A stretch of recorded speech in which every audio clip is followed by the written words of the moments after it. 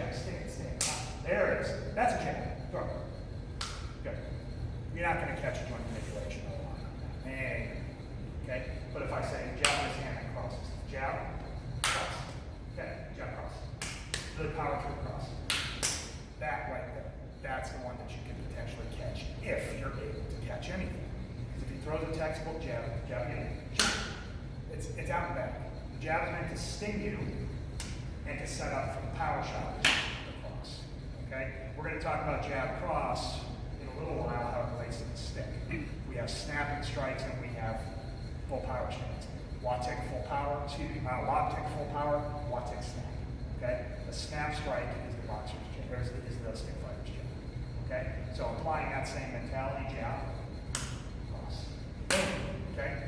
First technique, he throws the jab, pat it, just like in your hoo-bud, he throws the cross. That's the one where he's really getting in here, just trying to plow through my face. And you see how he's almost out of range? If I just lean back, he wouldn't have it. So he's going to need to take a little bit of a shuffle forward to make that shot. Jab, cross. There it is. This is going to be my entry. Okay? One more time. Here's the entry. Tap, right. In your hoo-bud progression, nice and slow. One, we have that, right? It's essentially that, but instead of throwing it away, we're going to stay attached to it. 1, 2. You're going to get to here.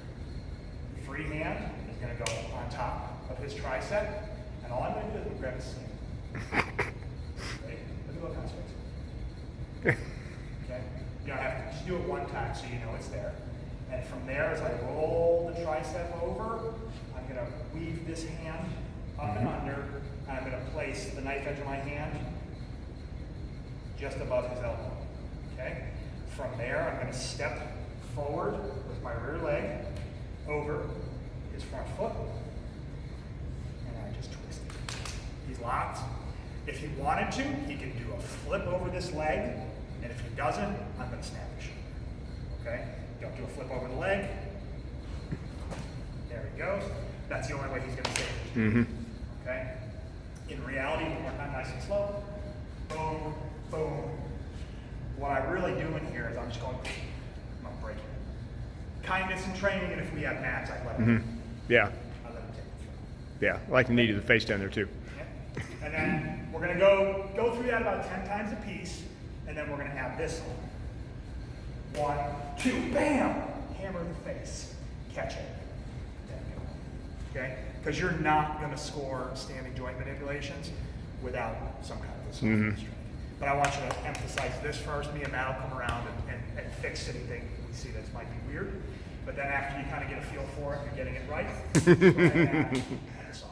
Rolling. Right, next one is inside wrist lock. Okay, so again, like we talked about before, probably not going to get these off of a punch unless you really train them and get real good with them.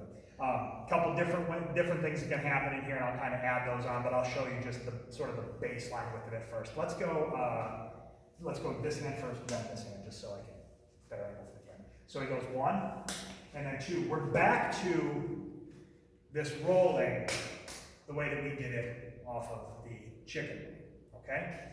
1, 2 again. Boom. Boom, I roll it, and then I reach over top with this hand. I'm grabbing on his wrist. As I catch the wrist, I just keep rolling it up this way, twisting it over, and what's happening right here, be strong, Matt. That's what I need his body to do. Okay? Couple things that are happening in the joint right here. Stand up. I'm compressing his pointer finger towards his ear. That's taking slack out of the joint. And you notice how it's uncomfortable. He's already starting to kind of squirm away from it and try to find like a comfortable position. Simultaneously, as I'm pressing the finger to the ear, I'm also grinding the thumb over the wrist. That's why he's getting into this position. Okay? This is actually pretty much the finish of the technique. As I get him broken down this way, I keep the push going into the ear. And just like the chicken wing, I'm going to step between those legs and I'm going to push this into the ground. Okay? I know as such, right? One more time. 1, 2. Just like that. And as you're driving him into the ground, you okay? Yeah. Okay. Lay flat so it doesn't hurt him. In a perfect world, I'm going to drive his shoulder into the ground like a lawn dart. And as that happens, I keep pushing through the wrist. And then that's where you're going to damage all of that. Okay? With guys who know how to fall, roll, stuff like that, the only way that you're going to continue to do these and injure them is if you follow them to the ground. So I always use the analogy, just spike them in like a lawn dart. Okay? Now, if that doesn't work, 1, oh, it looks like it worked though. 1, 2, I roll this over and I lose it. This is what I prefer. Slide up here to the bent elbow and I just press back in his face. That one is my favorite out of all the wrist locks. Okay? And that doesn't take much just to destroy the joint there. Okay? So, there, grab the elbow, twist it back to you, take him out. Okay? And all I'm doing there is I'm pressing his elbow, let's turn this way, sorry. I'm pressing his elbow into the ground and I'm pushing his pinky into his face. Okay? Just like that. Who was the real big guy? Like just Jack? Sean? Yeah, Sean. Yeah. Okay? Sean is massive. So I got big calves, right? That dude's forearms are like the size of my calves. And I can still make him take a knee with these. Just because, well, this particular one. Because this one just does not take much. Dave doesn't like this either. Dave's got really strong wrists. And it's just the rotational forces that happen here, it's just really difficult to resist that. Okay? That's kind of why I prefer this. So if we're gonna kind of separate out all these wrist locks that we're examining, this is an outside, this is an inside, this is what we call the half. Because sorry dude. It locks it up and it goes on the center line. So it's the halfway position between the outside and the inside. Well, and you're getting a spiral on it too, so you're getting it's a spiral. Actually, you're spiraling in 2 different directions at once, so you're going to actually, shear the bone big time. So we'll call that a variation of the outside position. The outside wrist lock. The outside wrist lock is curriculum. The half position, the inside wrist lock is curriculum. The half position is going to be the fail-safe. Because a lot of times what happens with this, 1, 2, what happens with this is you start to take this up and over, and he's strong guy. He tries to crash in, tackle, punch, do any number of things like that. And as that happens, you just go, no, sir. Okay? And then that's why I like that one. And then just because it's happening. 1, it failed. He comes in, he tries to tackle. 2, he keeps trying to come in and tackle. 3. Okay? So we can tinker with that as well. In my wrist lock series that I teach, that's part of the progression. They're all kind of interwoven together. Probably won't have time to do that today, but that's actually kind of how I like to introduce wrist locking. And for my guys in town locally, I would teach the joint flow, and then I teach them this, because this is kind of the way we evaluate it in the curriculum for the strict Balintawak. Okay? Everybody try that. Next one is so-so. I would probably never attempt to do this unless the conditions were right, but it's still, this is the teaching format for it. It's a standing wrist lock. A lot of times, if you hear me talk, and I like wrist locks, I'm not against wrist locks. You'll hear some people say wrist locks don't work in a fight, and we actually had a conversation about that. It's like, if wrist locks don't work in a fight, how come they're not allowed in jiu-jitsu competitions? It's because they work so good when you catch them that usually people get their stuff broken. Same with finger locks. So if you can catch these, they're good, but obviously you can shut them down. Okay? The way that we teach this and we approach this as part of the curriculum, this is probably not the way that you would do this in a real encounter.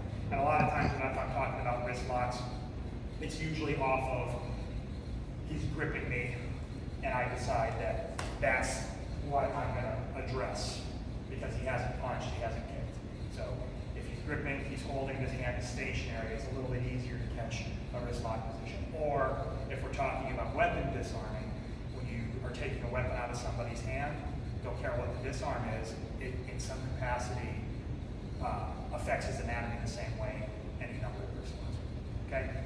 this one, this is what we would call an outside wrist lock, okay?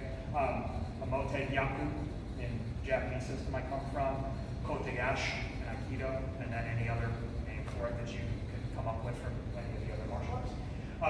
We're doing it off of the rear hand, so he's jabbing right, he's crossing left. This is going to be single hand again, okay? This time we're not moving it down or around or anything like that. 1, 2. I'm putting my elbow over. And now this time I'm entering in with it. As this happens, 1, 2, I'm trying to get my lat on his elbow. Okay? This is your entry position. 1, 2, my lat's on his elbow, twisting my hip. And I'm swinging forward through his elbow. I have control on the wrist. All I do is I turn back. There is the wrist lock. Okay? So what you're looking for, nice and slow. You're looking for a nice, fluid, uninterrupted movement. Okay? Because what's happening there is his body is going one way because you're jabbing the elbow and he's saying, no, we're going that way. And you're moving him back through his wrist. So you're forcing a violent change of direction, putting all of that energy into the compression on this. Steven Seagal's second signature move. Exactly. The trick here is I'm putting his pinky on the ground. I put his pinky where I want it. Okay? We'll come around, we'll tweak it a little bit. But if you can get 1, 2, you've got 90 seconds. Okay? And then we'll also do an arm lock, or excuse me, an elbow lock here from that exact position. 2 things that are inevitably going to happen. I'm going to show them what you do. Matt does this. He ends it before he even has a chance to do the wrist lock. And the reason that happened is because 1, 2. I went over top and drove that. That's how we'll do the standing arm bar.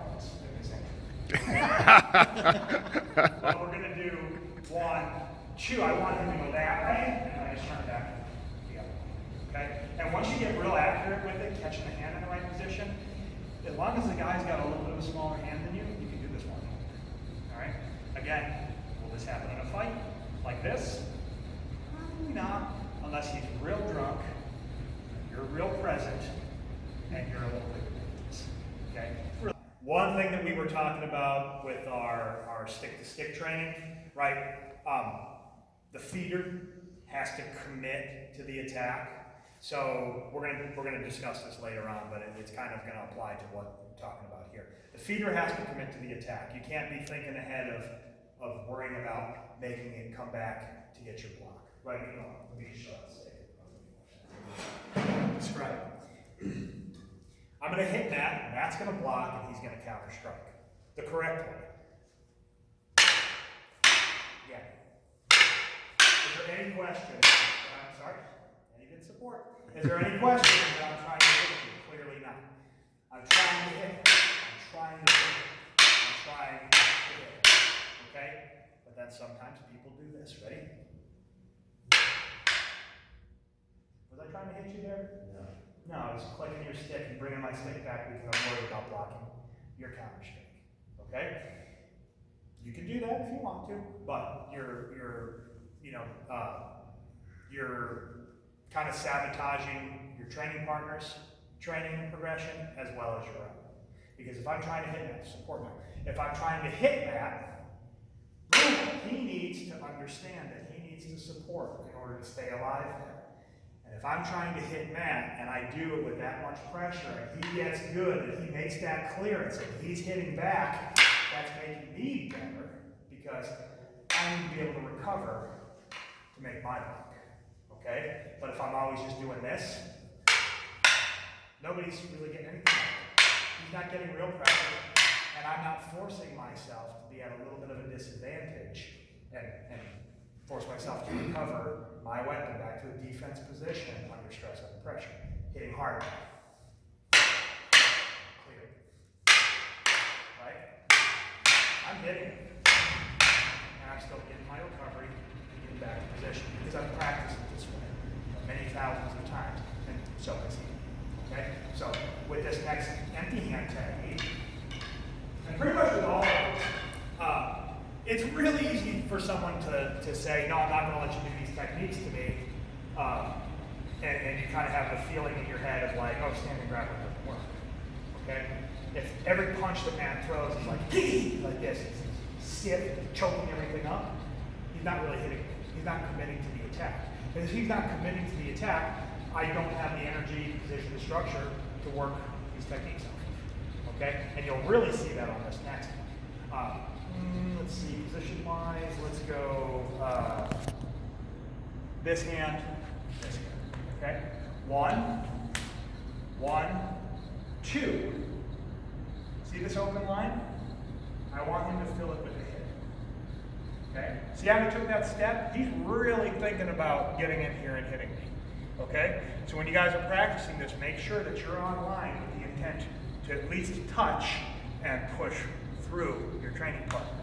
With all these standing grappling techniques, if that is how you're attacking, they will all work, okay? Because that's a realistic, energy that would be there. Obviously, you do it harder, you do it faster, it becomes way more complicated, okay? But in the beginning, as you're learning these and practicing them, that's the energy I want. Online, with the intent to touch and push through, okay? Just like a real punch, okay? One more time. 1, brushing 2, invite the hit for 3. This is, sorry, I lost it. This is the keylock. Okay? One more time. 1, 2, invite the hit. Arm goes into the elbow. Pull the bottom hand to your hip. Push the top hand over and just take a step and you just twist. Okay? Yeah, you felt that? That's the nasty way to do it. You step on the foot so he hurts his ankles. Okay, switch sides. Actually, let's do it on the other hand. 1 and 2. 1, 2, invite the hit. Boom. Lock. Step. This time I'm stepping over the foot. That way. Oh, good. Oh, jeez. Okay? I mean, so if he follows weird, nasty ways, I'll do weird, nasty things to him. He's tapping. No, he's tapping. I got it. I just don't care. All right. So that's a keylock. Okay. So 1, rush, invite the hit, 2, twist, step. All right. Try it. Okay. So just a couple more points on this. Matt said this when we were talking over there, and it was really good. I was like, boy, I probably should have just said that on the video. The whole point what I was making about like committing to the attack, and with this particular technique, if your training partner or if the quote attacker is committing to their attack, they almost do the technique themselves. 1, 2, 1, 2, commit. See? Mm-hmm. And it's on it. Okay? Now, this technique's real cool. Are you going to pull this off in real life? I'd say very low percent chance that you will. What I would say here, a good fail-safe, would be an armbar. If you feel like you don't have that, release it, armbar. 1, 2. 1, 2, punch. Boom! Oh, I lost it. Crutch. Armbar. Okay? And that moves us into the next technique, a standing armbar. 1. Put this hand first because we'll be in the camera. 1, 2, brush, armbar. Okay, that's it. Alternative way to do it. 1, 2. Remember this before, where I wrenched the elbow and turned it back into the wrist lock? Okay. Armbar the way Matt likes to do it. Here, here. And you just take a knee with it. Okay? Or you can kick out and fall into it like an Aki-Jitsu guy. 1, 2. Just drop through the elbow. Ouch. Okay? Obviously, we're not going to go through each other today on concrete. So for today, it's going to be 1, 2, crack. Just get up to a knee. Right? You can also go 1, 2, punch again. 3. catch it on a third. Okay? And that's Keylock. Keylock has 3 punches. 1, his hand again. 1, 2, third punch. And we caught it there. The last time, I let it go, I just went on by it. Okay? So you can catch this armbar in a lot of different positions. Okay? Softening strikes. We talked about softening strikes briefly, and then we kind of just left them out because simplicity and practicing techniques. Softening strike on these outside positions. My favorite softening strike, I think everybody knows it. 1, 2. 1, 2. Boop. That's my favorite softening strike. Okay? Bang! There. Okay? 1, 2. Bang! There's your arm. Although you're probably just hyperextending the elbow anyway. But you can just ride it down the rest of the way to put it on. Okay? So, one more time. 1, 2. Here. Just continue to ride it down. That's your arm. Go for it. 1, 2. Wrench that arm down. Okay? 1, 2. We get the body to drop. From this position right here, all I'm going to do is I'm going to raise the hand as I take a step behind. And at the same time as I do those 2 things, hand up, step behind, I'm going to thread this through and grab my own forearm. Okay? There's a figure 4. There's the figure 4. And then real fun, you twist around. Just face the camera. Come on. Yeah, come on. You're not dying the right way. See where I have this pressure on this finger? Yes. Does that feel like the other wrist lock we did, Matt? Whatever you say, Guru. Hang him in that same wrist lock. Okay? If you lose this, it's fine. You put him on the ground and you just stomp on his head. Okay? Style points is if you can catch that. Okay? One more time. 1, 2. Body goes one way, then we take it back the other. Hang them up. Okay? Yeah! Did you get heavier? Okay, try it. 1, 2. Okay? Just like the entry we did a moment ago. Catching on the wrist, grinding it down, up and over the foot. That was what we just did. This one is 1, 2. Freeze right here. You're going to take your left hand, you're going to put it over his head, behind the neck. You're going to take your right hand and just ride up his arm, and you're going to pop his neck. Okay? For safety and training, I will do it like this. I will twist the neck perfectly horizontal. That's a range of motion the neck is meant to go in. And as soon as I get him twisted around, I'll just go ahead and say, sit out. And you can do it this way in real life, too. I'll back up. 1, 2. 1, 2. This just basically gives you control of the body. Once he's here, just pull the head over. He'll fall down really, really easily. The real way we're going to do this, the real violent way, is we're going to take the neck on a range of motion it's not meant to go. Up at a 45-degree angle and rotate. Okay? And just sit out and I'll let you go. Pop his neck. Mm-hmm. That'll be 50 for the chiropractor. Feel free to practice it that way. Communicate with each other. If anybody's got like a bad neck thing, do it nice and easy. 1, 2, wham, wham. Get to here. Okay, Matt, here we go. Let me know as far as if I get to a point where you're not okay. Here. Got it. I know I had my position right. Cranked his neck, locked it up. It sucked for him. I'm good. I know I got my angle. But if you want to practice this and be dynamic, you just twist on the horizontal plane. Your neck's meant to go like this. It's not meant to go like this. Twisting, contorting at an angle.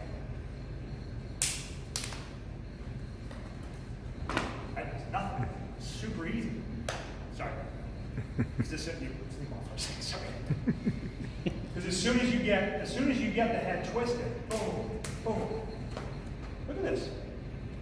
2 fingers. You got his balance broken, you just take his head down through that empty space. Okay? A little more mean about it. Okay? Once you get control of the head, you have control of the body. Okay? Take this. This is your ball. Your ball. Keep it. Okay? Maybe once or twice try to find that position where you really lock up the neck and it hurts real bad. But if you want to practice this to takedown, just be safe and twist it horizontal. Before you